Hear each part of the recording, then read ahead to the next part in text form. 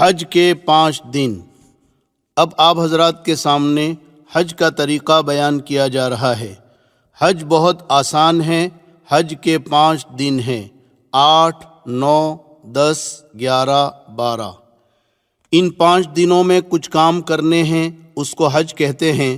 اس کو اچھی طرح سمجھ لیں، کیونکہ حج زندگی میں ایک ہی مرتبہ فرض ہے۔ آج 8 ذی الحجہ کو مینا جانا ہے۔ یہ سفر آپ کا بس سے ہوگا، لہٰذا 7 ذی الحجہ کو عشاء کے بعد سے ہی تیاری کر لیں، کیونکہ حاجی زیادہ ہوتے ہیں تو معلم حضرات عشاء کے بعد سے ہی حاجیوں کو مینا لے جانا شروع کر دیتے ہیں۔ معلم کی ہدایت کے مطابق آپ تیاری کر لیں، اپنی تمام ضروریات سے فارغ ہو کر غسل کر لیں اور احرام باندھ لیں جیسے پہلے باندھا تھا۔ ایک چادر کو لنگی کی طرح پہن لیں اور ایک چادر اوڑھ لیں، اور جیسے پہلے سر ڈھانک کر 2 رکعت نماز پڑھی تھی اب بھی پڑھ لیں۔ پھر جب بس میں بیٹھ جائیں تو حج کی نیت کریں۔ اللہم انی ارید الحج فیسرہ لی وتقبلہ منی۔ اے اللہ، میں حج کی نیت کرتا ہوں، تو آسان فرما، قبول فرما۔ نیت کے ساتھ ہی 3 مرتبہ ذرا بلند آواز سے لبیک پڑھیں۔ لبیک اللہم لبیک، لبیک لا شریک لک لبیک، ان الحمد والنعمت لک والملک لا شریک لک۔ اور عورتیں آہستہ آواز میں لبیک پڑھیں۔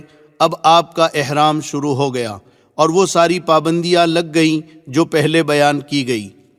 اور جن حضرات کا حج افراد یا قران ہے، ان کا احرام تو پہلے ہی سے بندھا ہوا ہے۔ اب 10 یا 11 تاریخ کو قربانی کر کے جب سر کے بال منڈوائیں گے تب آپ کا احرام کھلے گا۔ اب آپ کو پہلے کی طرح ہر موقع پر چلتے پھرتے اٹھتے بیٹھتے خوب ذوق و شوق کے ساتھ اور اللہ کی عظمت و محبت کے ساتھ لبیک پڑھتے رہنا ہے۔ اور 10 ذی الحجہ کو بڑے شیطان کو جب کنکری ماریں گے تب تک یہ پڑھتے رہیں گے، اور یہ خیال کر کے پڑھنا ہے کہ میں حضرت ابراہیم علیہ السلام کی پکار کا اللہ کو جواب دے رہا ہوں اور اللہ میری بات سن رہا ہے۔ حج کا پہلا دن 8 ذی الحجہ۔ آج آپ مینا پہنچیں گے۔ 8 تاریخ کو ظہر سے پہلے تقریباً تمام حاجی مینا پہنچ جاتے ہیں۔ یہاں پہلے سے خیمے ٹینٹ لگے ہوتے ہیں۔ معلم کی بس آپ کو اپنے خیمے تک پہنچا دے گی۔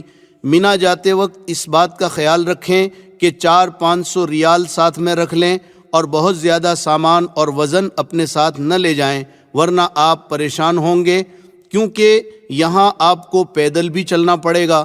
ضرورت کا سامان ضرور لے لیں، مثلاً 1 جوڑا احرام کی چادریں، ہوا کا تکیہ، لنگی، پلاسٹک کا مسلح، چٹائی، پردہ کرنے کے لیے چادریں، بریڈ، ستو، پھل، لوٹا، صابن، کنکریوں کی تھیلی، چپل رکھنے کی تھیلی وغیرہ۔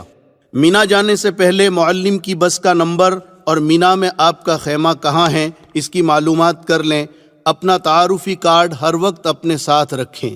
اپنے خیموں میں پہنچ کر اس بات کا پورا دھیان رکھیں کہ بے پردگی نہ ہو، اس لیے اگر ہو سکے تو خیمے کے ساتھیوں کو جوڑ کر حکمت و محبت کے ساتھ ان سے بات کر کے بیچ میں پردہ ڈال دیں تاکہ مستورات ایک طرف ہو جائیں اور مرد ایک طرف ہو جائیں۔ مینا پہنچ کر اپنے خیمے کا نمبر اور خیمہ کس روڈ پر ہے اسے بھی یاد کر لیں اور لکھ کر محفوظ کر لیں۔ مینا مکہ مکرمہ سے 3 میل کے فاصلے پر 2 طرفہ پہاڑوں کے درمیان بہت بڑا میدان ہے، جس میں پہاڑی رقبہ بھی ہے۔ پورے مینا کا مجموعی رقبہ 7 لاکھ مربع میٹر ہے، جس میں جمرات کی 5 منزلہ عالیشان عمارت بھی بنی ہوئی ہے۔ مینا میں آج آپ کو 5 نمازیں پڑھنی ہیں، ظہر، عصر، مغرب، عشاء اور 9 ذی الحجہ کی فجر۔ یہ 5 نمازیں اپنے خیموں میں باجماعت ادا کریں، بس اور کوئی کام آج مینا میں نہیں ہے۔ باقی وقت ذکر و دعا اور تسبیح و تلاوت میں اور حج کو سیکھنے میں گزاریں۔ حج کا دوسرا دن 9 ذی الحجہ۔ آج حج کا دوسرا دن ہے۔ آج سے ایام تشریق بھی شروع ہو گئے، لہٰذا فجر کی نماز کے بعد فوراً مرد بلند آواز سے اور عورتیں آہستہ آواز سے تکبیر تشریق پڑھیں۔ اللہ اکبر لا الہ الا اللہ واللہ اکبر وللہ الحمد۔ تکبیر تشریق 9 ذی الحجہ کی فجر سے 13 ذی الحجہ کی عصر تک ہر فرض نماز کے بعد مرد اور عورت پر 1 مرتبہ پڑھنا واجب ہے۔ 9 ذی الحجہ کا دن بڑا ہی عظیم الشان دن ہے۔ آج آپ کو سورج نکلنے کے بعد مینا سے عرفات کی طرف روانہ ہونا ہے۔ عرفات مینا سے 6 میل پر ایک بڑا میدان ہے۔ یہاں بھی پہلے سے خیمے ٹینٹ لگے ہوتے ہیں۔ عرفات میں ایک مسجد ہے، مسجد نمیرہ۔ اس میں امام حج ظہر اور عصر ایک ساتھ پڑھاتے ہیں۔ اگر آپ بھی اس مسجد میں پہنچ کر ظہر اور عصر ایک ساتھ پڑھنا چاہیں تو پڑھ سکتے ہیں، مگر اس بات کا خیال رکھیں کہ امام اس زمانے میں صبح نجد سے آتا ہے اور مسافر رہتا ہے، اس لیے دونوں نمازوں کو 2 رکعت کر کے وہ قصر پڑھاتا ہے۔ آپ بھی اگر مسافر ہیں یعنی 15 دن سے کم آپ کا قیام ہے تو امام کے ساتھ قصر پڑھ لیں، اور اگر آپ مقیم ہیں تو آپ کو 4 رکعت پڑھنی ہے۔ لہٰذا امام جب ظہر کی 2 رکعت پڑھا کر سلام پھیر دے تو آپ جلدی سے کھڑے ہو کر بغیر سورہ فاتحہ اور سورت کے رکوع سجدے کے ساتھ 2 رکعت پڑھ کر سلام پھیر دیں۔ اس کے بعد امام کے ساتھ عصر کی نماز میں شریک ہو جائیں، اور جب امام عصر کی 2 رکعت پڑھا کر سلام پھیر دے تو آپ فوراً کھڑے ہو کر باقی 2 رکعت اسی طرح پوری کر لیں، یعنی بغیر کچھ پڑھے۔ بعض لوگ مسئلہ نہ جاننے کی وجہ سے باوجود مقیم ہونے کے امام کے ساتھ سلام پھیر دیتے ہیں۔ ایسی صورت میں ان کی نماز نہیں ہوتی، انہیں اپنی نماز لوٹانا ضروری ہے۔ مگر آج کل بزرگوں بھیڑ بہت زیادہ ہوتی ہے، بھیڑ میں ہو سکتا ہے آپ اپنا خیمہ بھول جائیں اور بھٹک جائیں، اس لیے آپ مسجد نمیرہ میں جانے کی کوشش نہ کریں اور اپنے خیموں میں جماعت کے ساتھ ظہر کے وقت میں ظہر اور عصر کے وقت میں عصر کی نماز پڑھیں۔ یہاں اپنے خیموں میں دونوں نمازیں ایک ساتھ نہ پڑھیں، اس کے بعد ذکر و دعا میں لگ جائیں۔ عرفات کے یہ چند گھنٹے ظہر سے مغرب تک پورے حج کا خلاصہ اور نچوڑ ہے۔ یہ دعاؤں کی قبولیت اور مغفرت کا دن ہے۔ اس دن میں اللہ تعالیٰ سمائے دنیا پر نزول فرماتے ہیں اور فرشتوں پر فخر کرتے ہیں کہ دیکھو میرے بندے ایک ہی حالت میں اس میدان میں بکھرے ہوئے ہیں، ایک ہی ترانہ ان کی زبان پر ہے، یہ مجھ سے توقع لگائیں، میرے سامنے ہاتھ اٹھا کر دعائیں مانگ رہے ہیں۔ اللہ تعالیٰ کہتے ہیں میرے فرشتوں ما اراد ہؤلاء، میرے یہ بندے کیا چاہتے ہیں، کیوں جمع ہوئے ہیں؟ پھر اللہ کہتے ہیں یا ملائکتی انی اشہدکم انی قد غفرت لہم، میرے فرشتوں گواہ رہو میں نے ان تمام بندوں کی مغفرت کر دی۔ لہٰذا پوری طرح ہم اللہ کی طرف متوجہ رہیں۔ آج کا خاص کام دعا اور استغفار ہے۔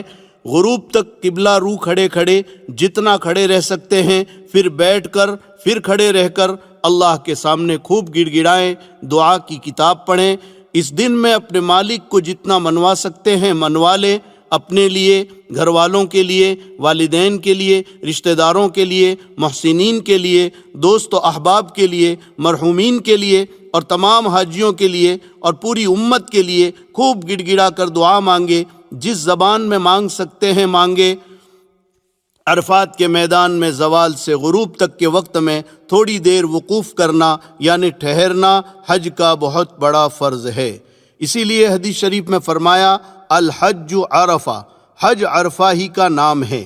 اسی لیے وہاں جو لوگ بیمار ہوتے ہیں، ICU میں ہوتے ہیں، ان کو بھی حکومت ایمبولنس میں ڈاکٹر کی ٹیم کے ساتھ یہاں کی حاضری کرا دیتی ہے، اور جو VIP لوگ ہوتے ہیں ان کو بھی ہیلی کاپٹر سے عرفات کے میدان میں لا کر یہ فرض پورا کرا دیتے ہیں تاکہ ان کا حج ہو جائے۔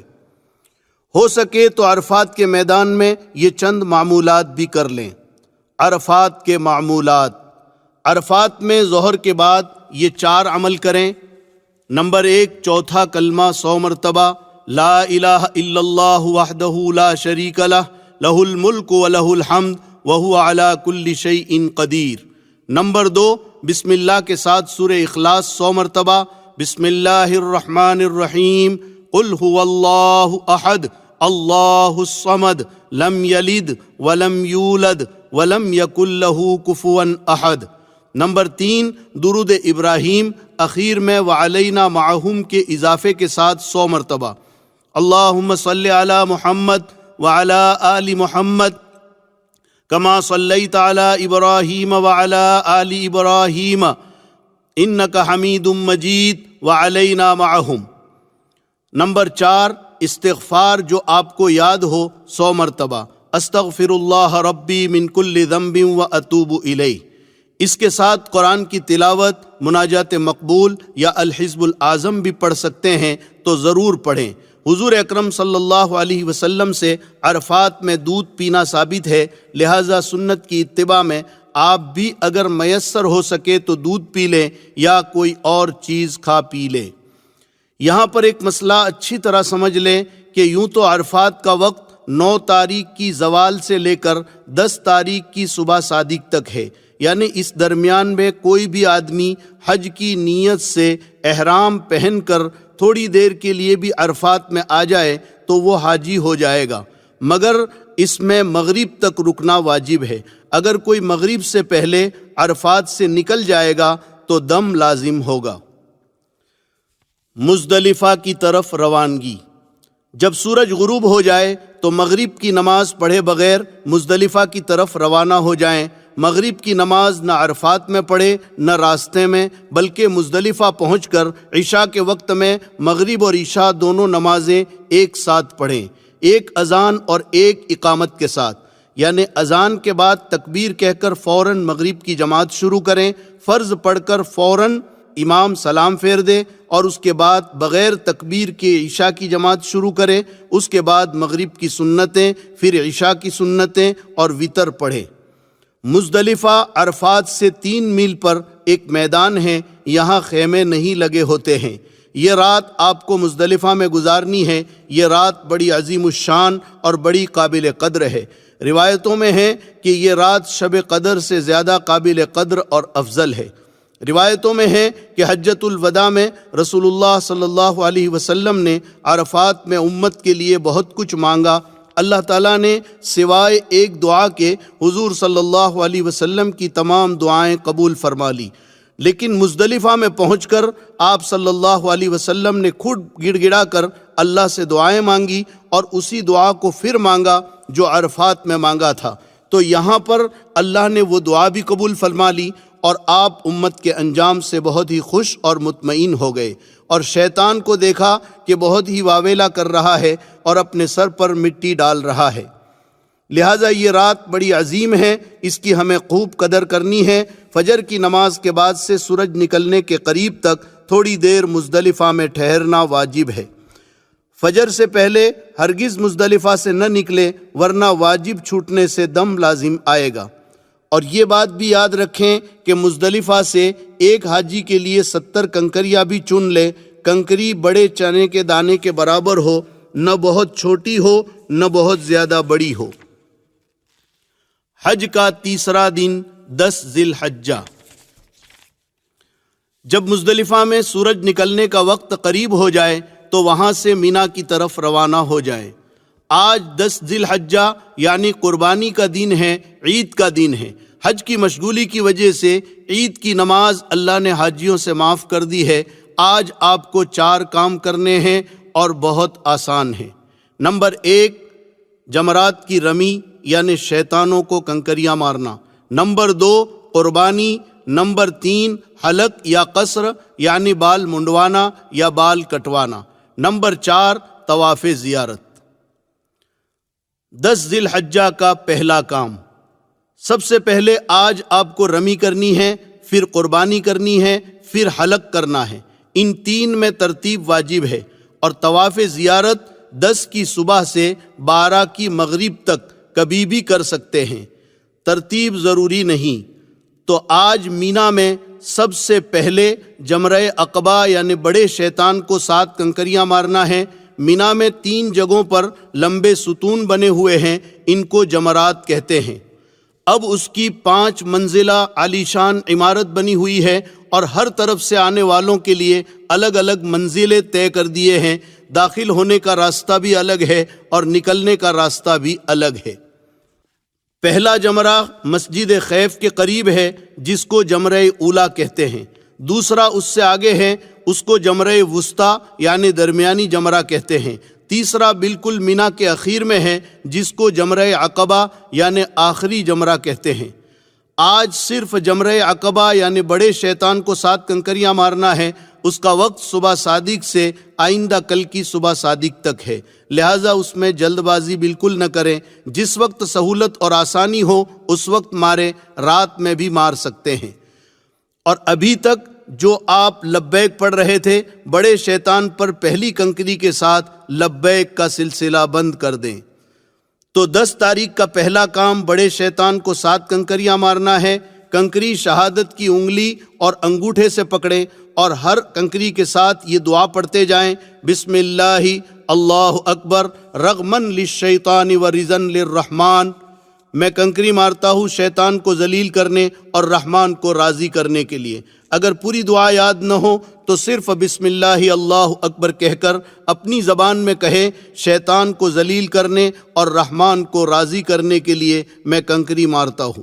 یہ بات ذہن میں رکھیں کہ کنکریاں ستون ہی کو لگنا ضروری نہیں، بلکہ ستون کے اطراف میں بنے ہوئے دائرے میں بھی گر جائے گی تو واجب ادا ہو جائے گا۔ یہ بات بھی اچھی طرح سمجھ لیں کہ ہر کنکری کو الگ الگ مارنا ہے۔ اگر کسی نے غلطی سے یا غصے سے 7 کنکریاں ایک ساتھ مار دی تو یہ ایک ہی کنکری مانی جائے گی، لہٰذا ایک ایک کنکری الگ الگ ماریں۔ کنکری مارنے کے لیے جب اپنے خیمے سے چلے تو کچھ کنکریاں زیادہ لے کر چلیں تاکہ کوئی کنکری آپ کے ہاتھ سے گر جائے تو کم نہ پڑے، کیونکہ وہاں سے کنکری اٹھانا سخت منع ہے۔ یہ بات بھی اچھی طرح سمجھ لیں کہ کنکریاں کیوں ماری جاتی ہے۔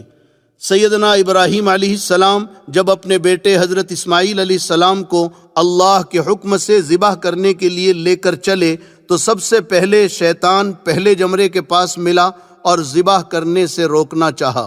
حضرت ابراہیم علیہ السلام نے 7 کنکریاں ماری تو وہ زمین میں دھس گیا۔ آگے بڑھ کر دوسرے جمرے کے پاس نظر آیا اور ذبح کے ارادے سے روکنا چاہا۔ یہاں بھی حضرت ابراہیم علیہ السلام نے 7 کنکریاں ماری، وہ زمین میں دھس گیا۔ پھر چھوٹے جمرے کی جگہ نظر آیا، یہاں بھی حضرت ابراہیم علیہ السلام نے 7 کنکریاں ماری، وہ زمین میں دھس گیا۔ اللہ تعالیٰ کو اپنے بندے حضرت ابراہیم علیہ السلام کا اخلاص اور عاشقانہ عمل پسند آ گیا تو قیامت تک حاجیوں کو حکم دے دیا کہ تم بھی ان جگہوں پر میرے بندے ابراہیم کی نقل اتارو۔ دوسرے کی طرف سے کنکریاں مارنا کب جائز ہے؟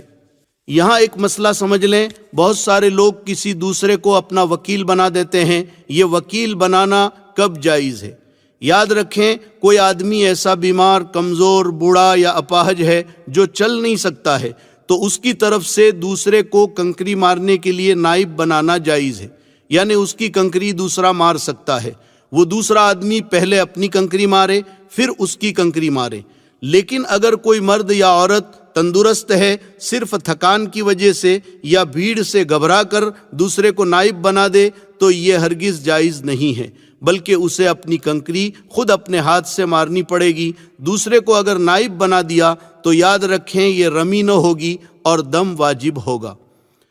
10 ذی الحجہ کا دوسرا کام۔ 10 تاریخ کو جب آپ نے بڑے شیطان کو کنکریاں مار دی تو آج کا دوسرا کام قربانی کرنا ہے۔ آپ کا حج تمتع ہے تو آپ پر قربانی واجب ہے، اسی طرح قران کرنے والوں پر بھی واجب ہے، البتہ افراد کرنے والوں پر واجب نہیں، مستحب ہے۔ کر لیں تو اچھا ہے، نہ کرے تو کوئی حرج نہیں۔ یہ قربانی شکرانے کی ہے، اس کے علاوہ صاحب نصاب پر جو سالانہ قربانی ہے وہ تو باقی ہے، جو ہر صاحب نصاب پر واجب ہے، وہ بھی کرنا ہے۔ البتہ وہ قربانی آپ اپنے وطن میں بھی کروا سکتے ہیں، اور اگر حرم میں کرنا چاہیں تو یہاں بھی کر سکتے ہیں۔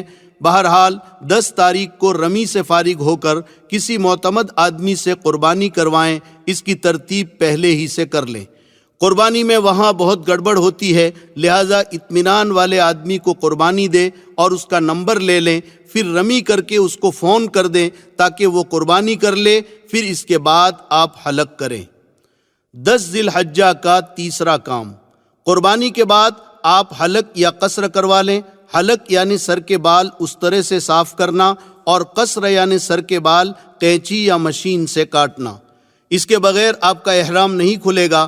اس کا طریقہ یہ ہے کہ پورے سر کے بال منڈوا دیے جائیں یا پورے سر کے بال برابر کر کے کٹوا دیے جائیں۔ حلق کرنا قصر سے زیادہ بہتر ہے، اس کا ثواب زیادہ ہے۔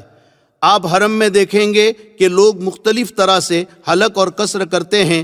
آپ دیکھا دیکھی بالکل نہ کریں، مسئلہ اچھی طرح سمجھ لیں۔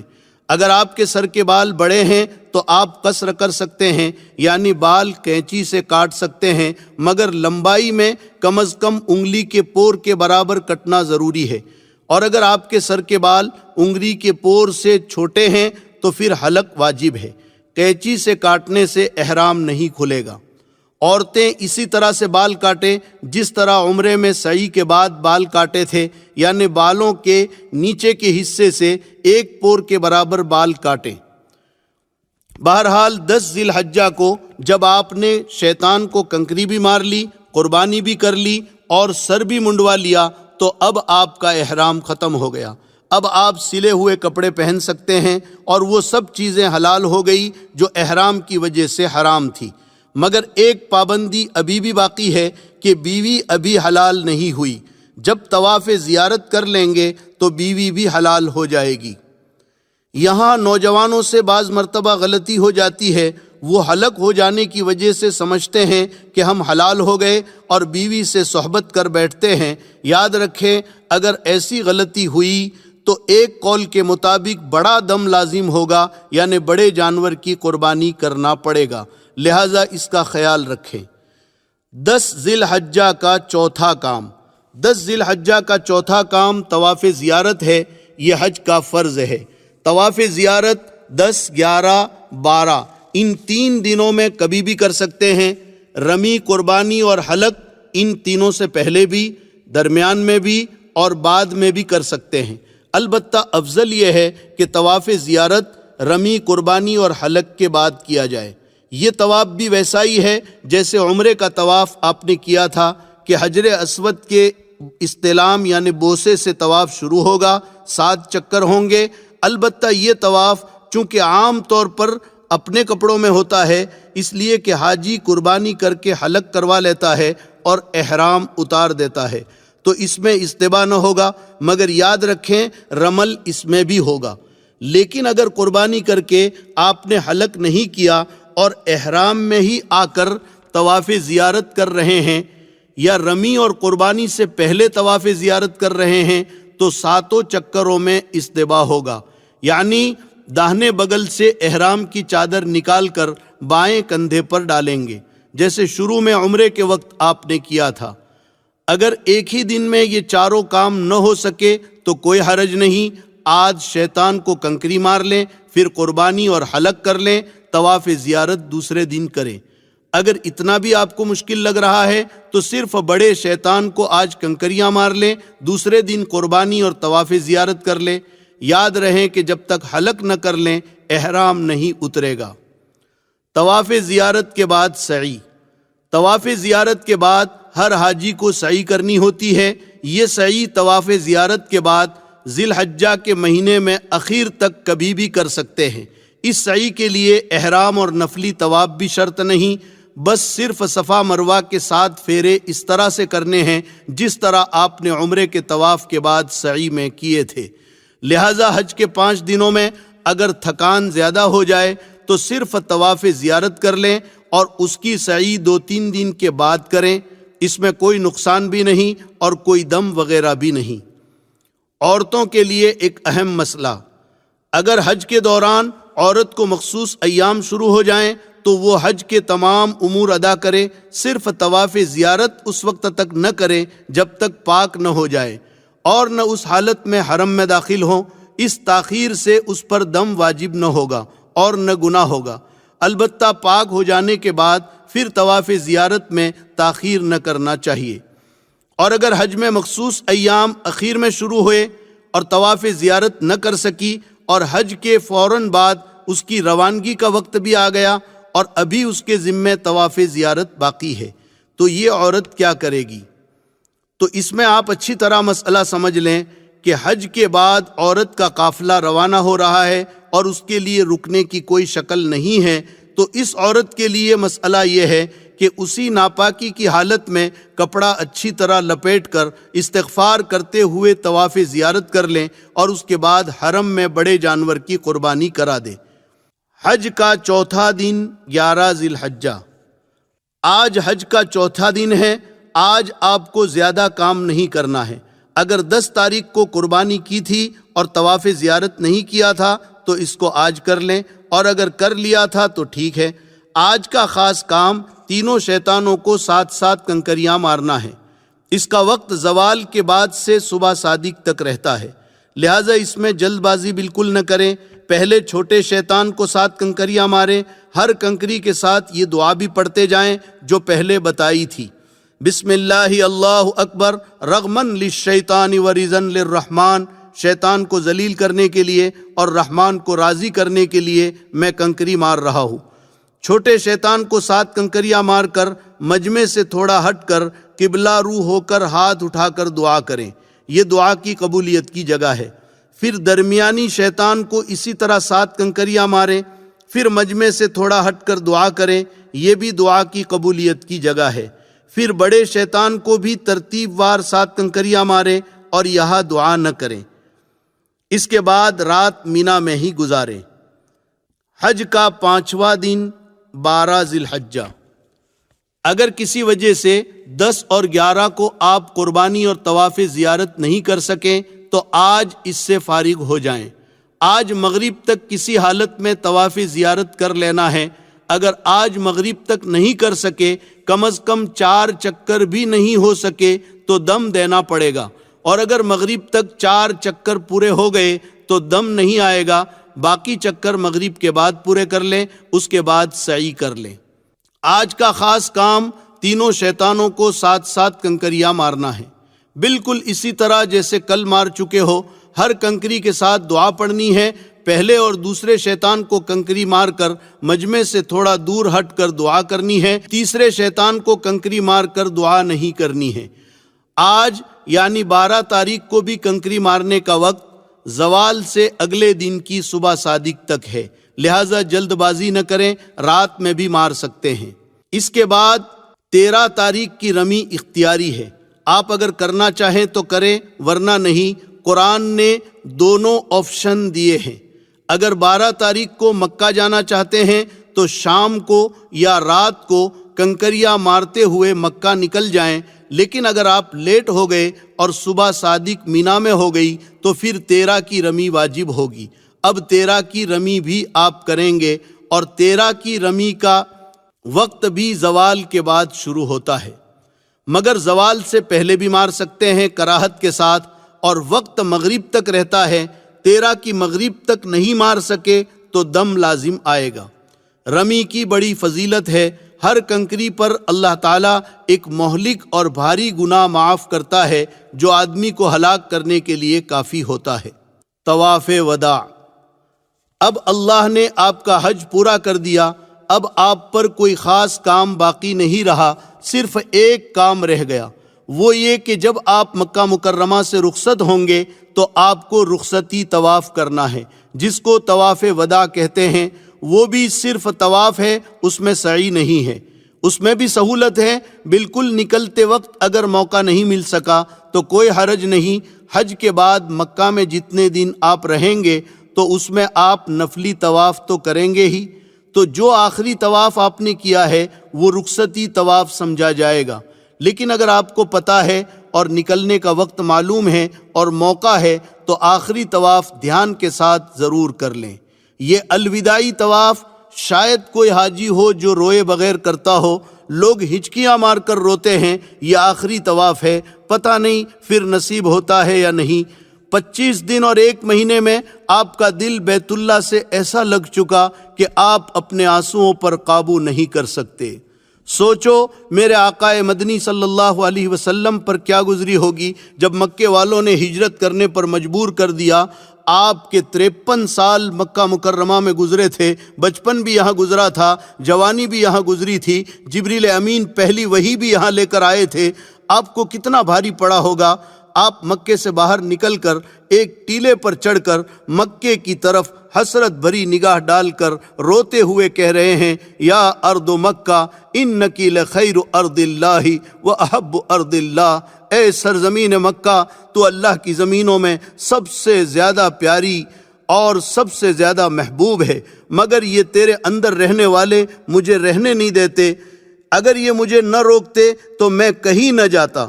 پھر مدینے کی طرف چل دیے۔ آپ کی آنکھوں سے آنسو جاری ہے۔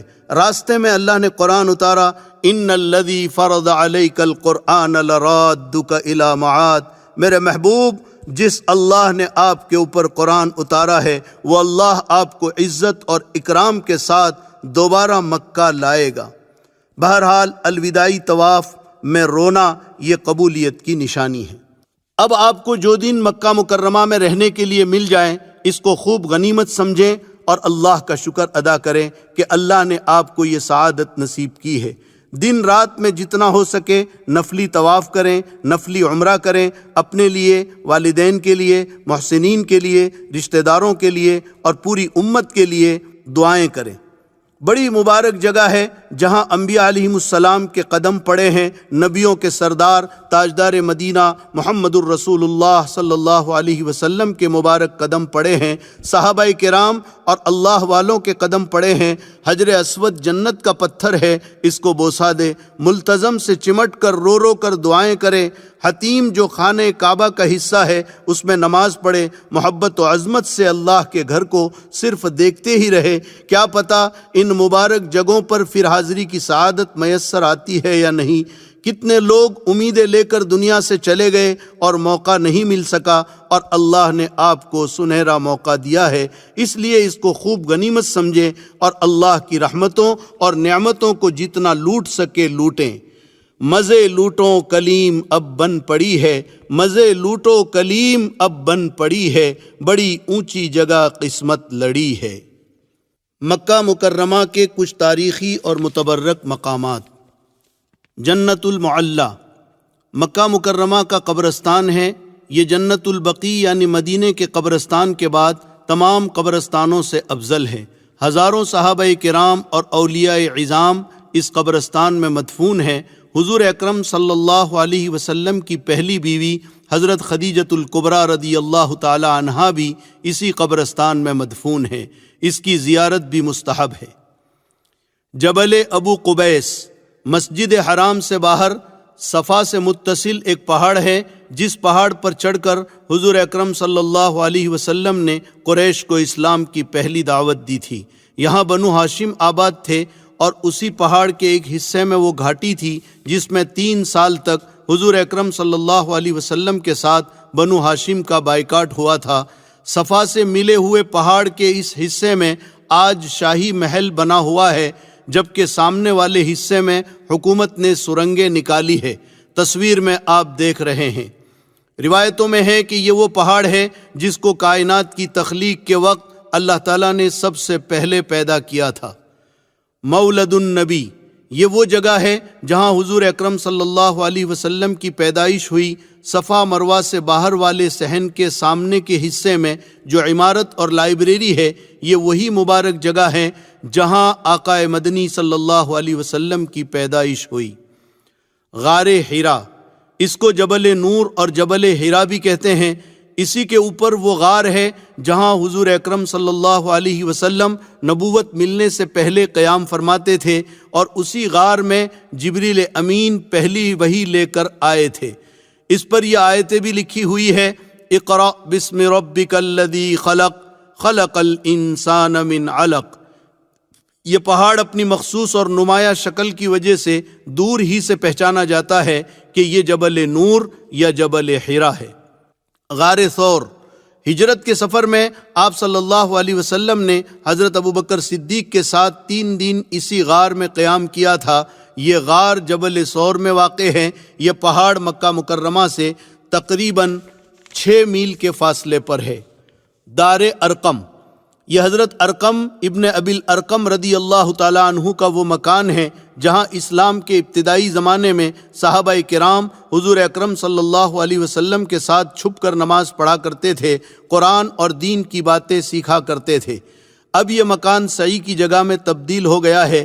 اسی جگہ حضرت عمر رضی اللہ تعالیٰ عنہ اسلام لائے تھے۔ مصعب ابن عمیر بھی اسی جگہ آ کر مسلمان ہوئے تھے۔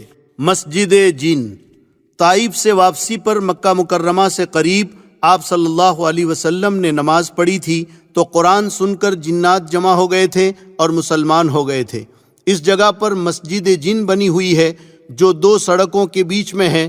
حرم شریف سے شعب عامر کی طرف آتے وقت محلہ شعب عامر اور محلہ سلیمانیہ کے درمیان سڑک پر نظر آتی ہے، وہی مسجد جن ہے۔ مسجد رایا، رسول اللہ صلی اللہ علیہ وسلم نے فتح مکہ کے دن اس جگہ فتح کا جھنڈا نصب کیا تھا۔ جنت المعلی کے راستے میں ہے۔ اس جگہ اب مسجد بنی ہوئی ہے، اسی کو مسجد رایا کہتے ہیں۔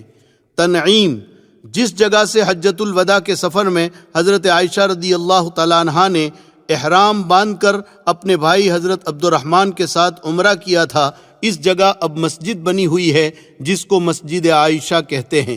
مکہ مکرمہ سے شمال کی جانب 3 میل پر ہے۔ مسجد خیف، مینا میں ایک بڑی مسجد ہے، کہتے ہیں کہ اس میں 70 انبیاء کرام علیہم السلام مدفون ہیں۔ مسجد نمیرہ، عرفات کے کنارے پر بڑی مسجد ہے جس کو مسجد نمیرہ کہتے ہیں۔ مسجد کا خوشنما منظر آپ تصویر میں دیکھ رہے ہیں۔ مسجد مشعر الحرام، مزدلفہ میں بڑی مسجد ہے۔ حجۃ الوداع کے سفر میں حضور اکرم صلی اللہ علیہ وسلم نے پوری رات اسی جگہ گزاری تھی، اب یہاں مسجد بنی ہوئی ہے۔ مسجد استراحہ، مینا سے واپسی پر مکہ مکرمہ میں داخلے سے پہلے جو محلہ معابدہ ہے اسی علاقے میں ایک مسجد ہے۔ 13 ذی الحجہ کو حج سے واپسی پر رسول اکرم صلی اللہ علیہ وسلم نے ظہر عصر پڑھی تھی اور کچھ دیر آپ نے آرام بھی کیا تھا، اس لیے اس کو مسجد استراحہ کہتے ہیں۔